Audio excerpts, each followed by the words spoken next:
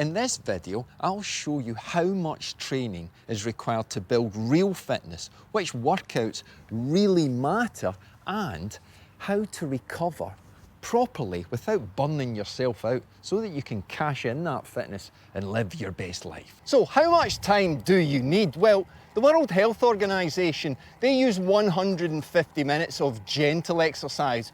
Let's call that zone 1 and zone 2. Well, that's 2.5 hours. So I always say to people, if you can walk 2.5 hours a week, you can bloody cycle 2.5 hours, but you want that edge. So we're gonna aim in this video for 4 to 6 hours a week. At that level, yeah, you're gonna keep up with Bob at the office, who's racking up more miles than you do in your car. But at that level, we're gonna tap into bulletproof endurance, power, strength, and most importantly, consistency. Now here's the key headline. It is time. You see, nobody cares if you rode 50 miles, 100 miles, except you. You must focus your main metric on time. Time in the saddle. That's what it's all about, okay? So don't push the speed to get more distance. Just focus on racking up that time. Let's focus now on the type of workouts, because obviously you hit the time, you gotta make sure you fill the time correctly. So I want to show you a weekly schedule of 3 different types of workouts. I'm gonna throw in a 4th one so that when you've advanced, you can throw that one in as an extra little bit of a bonus so you can catch Bob at work. Can't have him getting further than you. So workout 1, this is gonna be your long endurance. You'll have heard me talk about zone 2. But this is super important. You must dial into the feel of zone 2. Just your breathing alone will help you stay in control. You want to be hitting 90 minutes to 2 hours. Yeah, so that could take up half of your training time, but it's more than half important.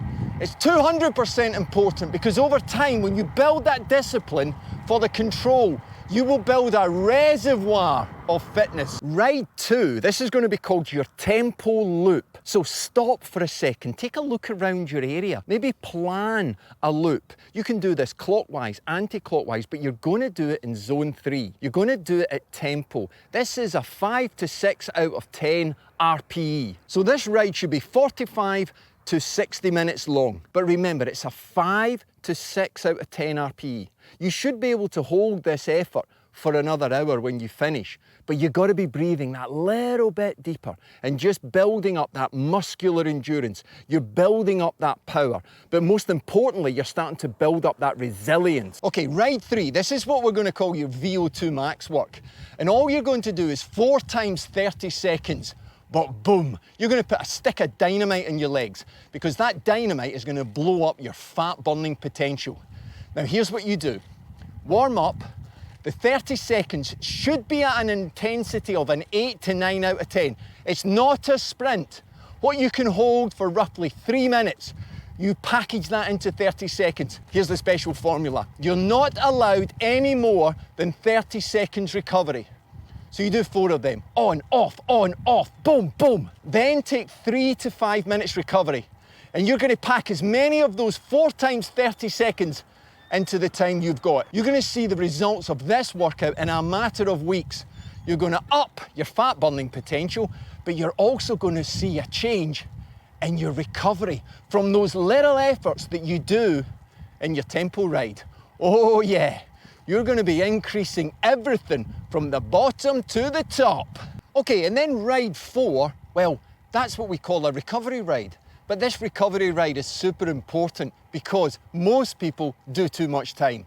You only want 10 to 30 minutes maximum. And this is a ride where maybe you go and do some errands, you're going for a coffee, you just take the bike instead of the car.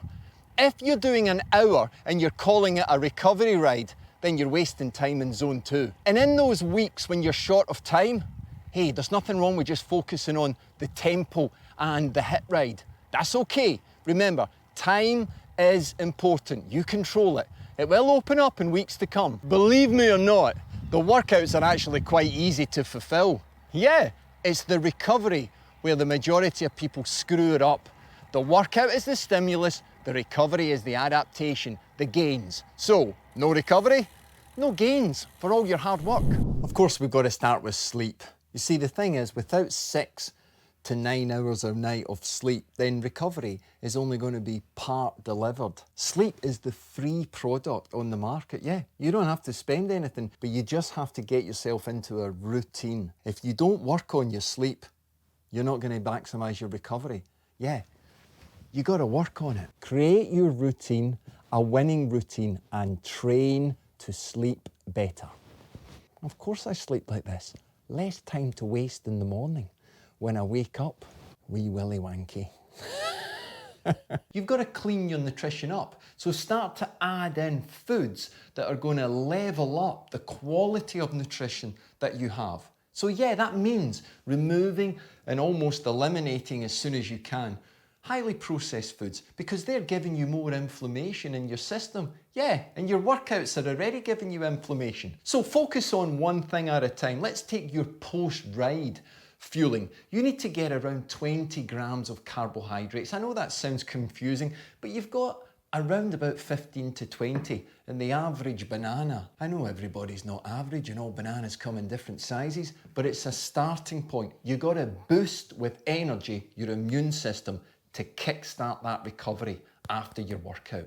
But clean up your diet and you will see your results start to explode. Beetroot.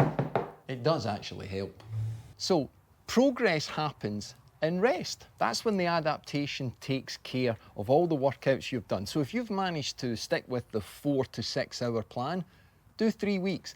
Then do 50% of the average time for volume in that 4th week. Allow the rest to take care of itself. Look, the thing is, take your phone for example. If you let it drop down to a certain percentage of power, you don't get access to everything that it can do. Well, that's you. If you let your energy levels drop to a particular level, you'll lose motivation. Yeah, you won't want to go out on your bike, but you'll also become, what's that word? A wanker. That's it, yeah. You'll start to be more miserable. So, look after yourself and try this. Don't ask yourself the question, am I improving? Ask yourself, am I recovering? Hell yeah.